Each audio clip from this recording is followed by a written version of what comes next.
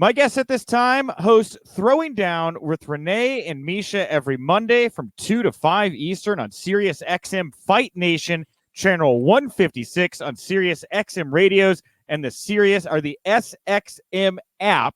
Renee is also a contributor on SiriusXM Fight Nation's popular wrestling show, Busted Open Radio. It is Renee Paquette and Miesha Tate. Renee, Miesha, thank you both for taking the time to chat with me here today. Yeah, thanks for having us on.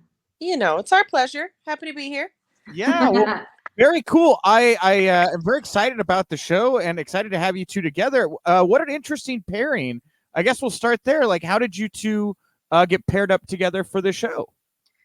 I don't know if it was like some kind of brainchild idea that came together. I mean, the way that I kind of see it, and Miesha, you can chime in here, but so I had Miesha on my podcast. She jumped on Oral Sessions. We got to hang out, shoot the shit. It was great. And then I was able to jump on her show as well. And I don't know, maybe just like some chemistry there. The idea of having me come from like the broadcast world, her obviously being such a legend in UFC and in the MMA world. If that was the idea to just kind of mash us together and see what happens. I don't really know. Yeah, I have to put full and total blame on Marissa Rivas. She is just a mastermind. She has put great personalities together before, and I come from hosting the Wednesday show with Ryan McKinnell, and before that it was Sean O'Connell. So actually just celebrated 4 years with SiriusXM. Wow. And then when I think she had heard Renee and I going back and forth and just having these different conversations, she just had this vision for this first female hosted radio show ever in SiriusXM history, right? We're talking about sports, and we're two women who love sports, but that's never been done before. So it's a little uncharted territory, but I think she just knew that our personalities would mesh. And I think after our first show, like, that's definitely how I felt anyways. Yeah. I thought it was a lot of fun.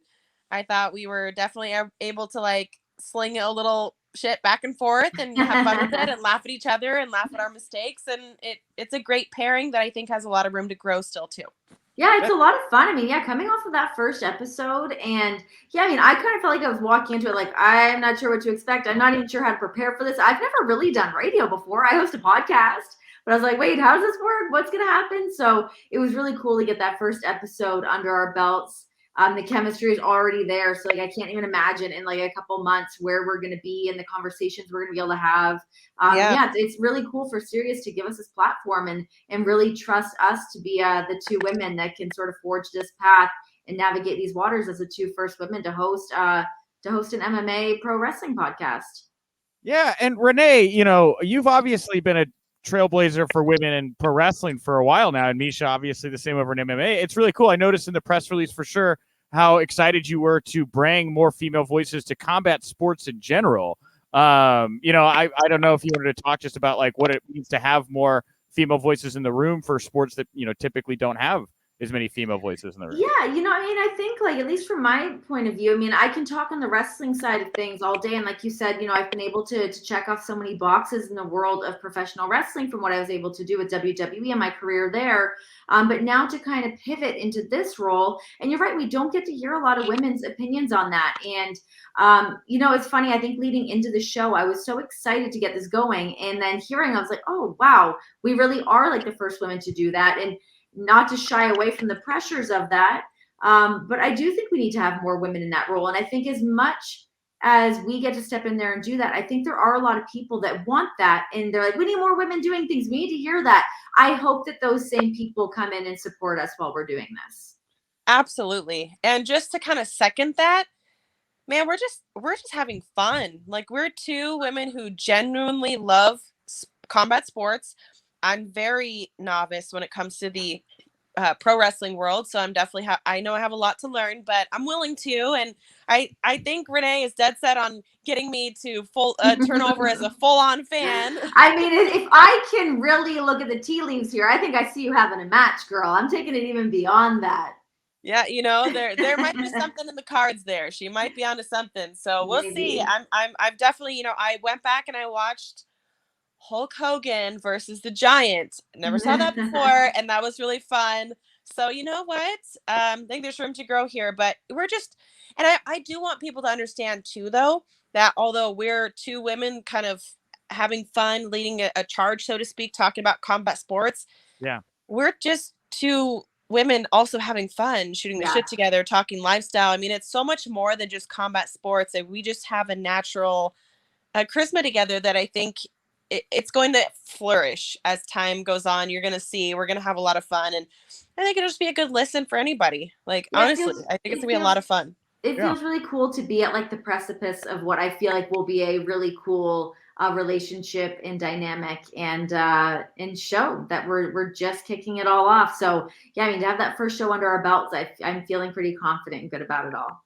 Yeah, and I like that you two have such different backgrounds, right? And you both love to like talk to people and interview each other. I feel like you're natural long-term like interview guests for one another. I'm intrigued that Renee's trying to get you to be a pro wrestling fan, Miesha. What is Renee what is Renee telling you to watch right now? What are you getting into right now in the world of professional wrestling? Gosh, well, she listed a few matchups on our show last week that are coming up that I had no idea who any of the people are or whatnot, but I wrote it down and I was like, look, I'm gonna watch. I'm gonna tune in. I will buy the pay-per-views. I'm gonna give it a fair chance. I went to my first live pro wrestling event a few weeks ago, and I was so into it. SummerSlam. I really like not the storyline so much, because obviously I don't follow that, so I didn't, I was a bit lost of like who the characters were and what, but what I really appreciated was the athleticism and the fandom. The fans there, I've never seen anything like it. I saw children bawling. I saw adults bawling. I saw spit flying, like blood curdling screams, like they hated certain characters and they devoutedly like loved other characters. And I truly, coming from the MMA world, I haven't experienced that level of fandom, and I dig it. So I can get behind some things. So I've just got to grow to understand the rest of it, and maybe pick a character, somebody to go, to really get behind. And yeah, I mean, I think that's really what it takes, right? There's definitely a spark there. Yeah. I'm really excited. Like, there's something so cool about bringing in, I mean, somebody like Miesha, who has, her whole resume in front of her of all the things she's been able to do. She understands, obviously, from an athlete's point of view, but to bring her in as a blank slate of a wrestling fan, there's something very exciting about that to me. To just get her honest opinions on things, of somebody that has no real preconceived notions about professional wrestling, to hear her opinions on like what's good, what's bad. Because I think, as as a wrestling fan and being in the wrestling world, sometimes I think we kind of lose sight on what's good and what's bad. So I think it'll be really cool to have a new, fresh perspective. And yeah, I can kind of just steer her in the right direction of like, check out this, watch this. I mean, she's really coming into wrestling at such a great time with all of the amazing things that are happening in professional wrestling right now. So if the first match she sees is Kenny Omega versus Bryan Danielson, I guess there's nowhere to go but down from there. So we'll see what happens.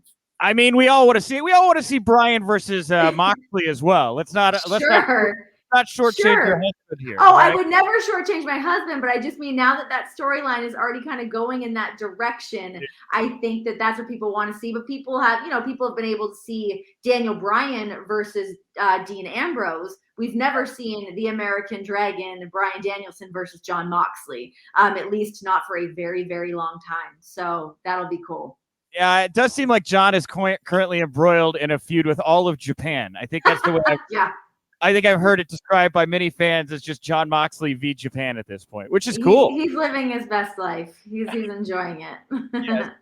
Well, the good thing is that actually, Miesha, I just met him as a dad. It's really cool, because I know him. I don't know him otherwise than that, like just a dad. And I guess he trains at Extreme Couture too. I'm sure I've probably seen him in passing, and didn't even know who he was. Like, that's how much of a novice that I am to this, but I'm excited to learn, and I'm willing to learn, and I like to step outside of my box. So I'm all about that. So yeah, and I feel the same way getting into the MMA combat sports world. As much as I can watch and I can be a fan, I mean, am I the expert on things? By no stretch of the nature. So I am going to be leaning on Miesha, obviously, very heavily when it comes to terms of all things MMA. So it's interesting as we kind of like bring each other into each other's worlds and take each other by the strong arm. Yeah, for sure. I feel like the middle ground here is blood sport. I feel like you're going to wind up. Okay. I feel like I don't even know if Miesha knows what blood sport is. It's with Josh Barnett, and he does like. I was actually thinking we need to book Josh on the show. I think he'd be a great guest for us. That'd be so great. I love Josh Barnett. Yeah, he'd be great. Him. Well, there you go, right? And so, Renee, you made a lot of you did another interview with Wrestling Inc. recently, but you did it with a much more beautiful interviewer, Pollo Del Mar. Yeah, and you got beauty. What a queen! Right? Have you seen her work in Big Gay Brunch and everything like that? So I've not gotten to see at Big Gay Brunch, but yeah, I mean, just kind of following everything on social media. I mean, definitely one of my favorite Twitter followers. Followees.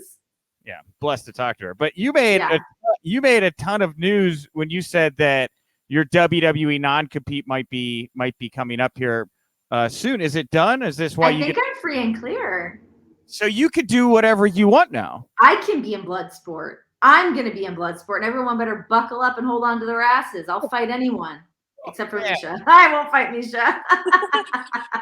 Only tag team. We could tag team together. Oh my God, imagine. Right? Oh my God. Maybe I could be Miesha's manager. I could like valet her. Oh my God. My whole world just busted like wide open. This is very exciting. It's all possible here, right? And I'm sure Tony Khan is sitting here and he's like, is she serious? I don't know what's going on here now. There's money to be made is all I'm saying. Well, Dan Lambert's already doing a heck of a job right now running his mouth on behalf of the MMA community in pro wrestling. Miesha, I don't know if you've had the chance to experience Dan Lambert's gift of gab yet or not. I've been hearing him run his mouth a little bit. I just have to say one thing. He just needs to remember who the real fighter is and tread lightly. Okay. Well, following all the other big names that have come to AEW then, Renee, I think the obvious follow-up question is that now that you are free and clear to do whatever you like, do you have an interest in coming on board with AEW in any capacity? I could see like at least half dozen places you would fit perfectly over there. Yeah, I mean, I'm definitely open to the idea. I think I miss pro wrestling. I miss being involved in the pro wrestling world in that capacity. But yeah, I mean, I don't know what that job would be or what my role could be within AEW. Like you said, I mean, I think we could probably rattle off a couple different ideas of things to do. And as AEW is growing, as their broadcasts are growing, as they're adding on new shows, I think there's definitely a role. I mean, I don't know that I necessarily want to jump back onto commentary by any means. But, I think in like doing some interviews, doing some features, I love doing features. I mean, I just love pro wrestling and I love all the athletes behind it. So getting to like pick their brains in sort of an oral sessions way, in a throwing down way, to have that be part of a broadcast with AEW, something like that could be really cool. Or yeah, maybe I just valet Miesha. Or becoming a manager. That's what I was going to say. Yes. So Miesha, I mean, I Googled, Miesha Tate, WWE, AEW. I've seen people. I wouldn't be the first person to ask you if you entertain or whatever, but have they ever like reached out? Has Tony Khan or Vince or somebody from there ever reached out to you and actually started that conversation or no? Gosh, not that I'm aware of. I got to go check my Twitter DMs and my Instagram messages. Open those DMs up. I actually feel like that's a little bit, not that it's surprising, because I think as more MMA fighters want to transition into the world of wrestling, I mean, to add fuel to a little fire here, obviously we've seen Ronda in WWE. Miesha, I'm just saying, there's that opportunity there. It's right there. It's definitely there. Right there. The storyline is already there. It's already built in. Gable Steveson, right? Yes. We are seeing more and more crossover. We're seeing Triller do odd things with boxing and celebrities. Yep. I mean, it's never been a crazier time. So yeah, I'm down to try new things. Well, Miesha, I'm glad that you brought up Gable Steveson, because before I got caught off on my absolutely necessary Renee Paquette to AEW conversation, you mentioned you were at SummerSlam, And that was where Gable Steveson came out for WWE for the first time in the ring. I think he'd been ringside at like TakeOver or something, but you were there for that. And now he's officially signed. Are you, how do you feel about Gable choosing pro wrestling, I guess, over UFC? I know Dana was interested in him as well.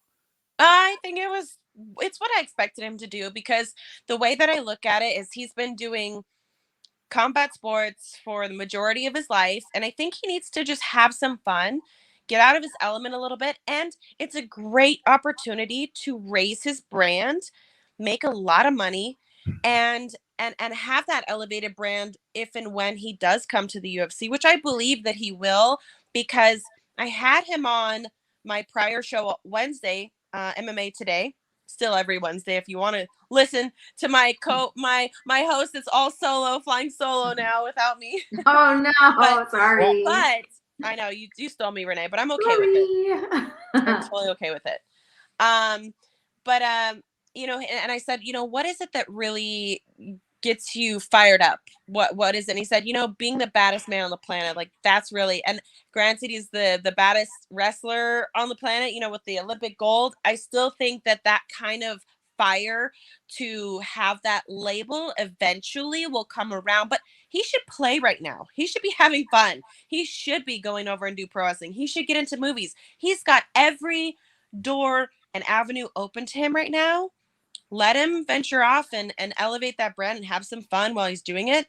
And then he can get serious and talk about fighting someone like Francis Ngannou, who's just one of the scariest individuals to walk the face of the planet. So I think it's the perfect choice right now. There's something also to be said about, like, I wonder if there will be a point in time. I mean, I'm not sure what the status of the relationship is between Vince and Dana right now. I mean, obviously those men must have been in the same room at a certain time, and what that relationship will be like if there is a way for somebody to be under contracts with both companies, to step in and do pro fights here and there. I mean, obviously, with Brock Lesnar coming from UFC, I mean, there's been so much talk about DC wanting to do some stuff with WWE. I think everyone's kind of been waiting for moments like that to happen, that maybe somebody like Gable Steveson, so young, he's got so much ahead of him. Maybe there's a way for him to juggle both at some point. I don't know. Is that crazy? Well, no, I don't want to draw too close a comparison here, but Brock Lesnar, I mean, he took that path. I mean, he came right out of school, did WWE first, and then later on, after he kind of found himself and drew a sword on his chest, decided he wanted to go murder people inside of the cage. And I think I hadn't really heard it framed like that, Miesha, but I think you're right on the money. I think that this is a great chance for him to have some fun, develop himself, and if he's more famous, Dana absolutely have more money. Yeah, 100%.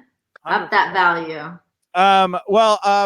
Renee, last thing here. CM Punk has obviously officially made it to AEW. You worked with Punk on WWE backstage.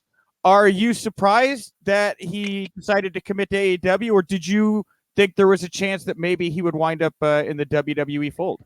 Well, I think the thing with WWE that everyone says is never say never. So if Punk were to have ended up back in WWE, I don't think I would have been so floored by it.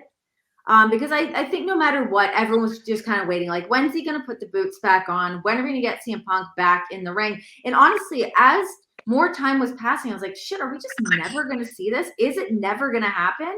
So I think, for him to be able to sit back, and I know he took the time over the pandemic and kind of watching these crowdless shows and what all was going on with AEW, to now fans are back in. He came back at obviously the perfect time in Chicago, throughout, just from past pay-per-view to showing up on Rampage.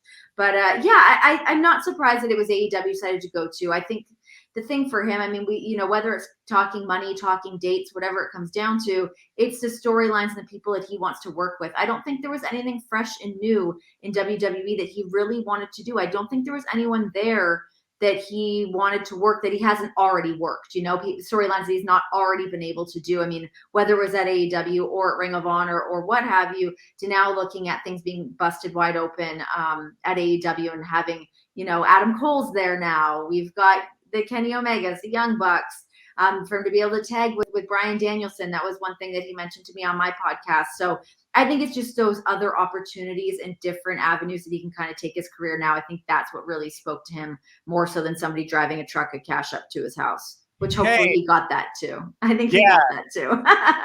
Porque no los dos, right? Yeah, exactly. If you could get both, do it. Yes. Well, thank you both. This is a wonderful conversation. So happy you guys or ladies are out on the airwaves every Monday, 2 to 5 Eastern, SiriusXM Fight Nation, channel 156, SiriusXM radios, and of course the SXM app. Renee Paquette, Miesha Tate, thank you both very much for the time here today. Yeah, thanks so much for You having got us. it.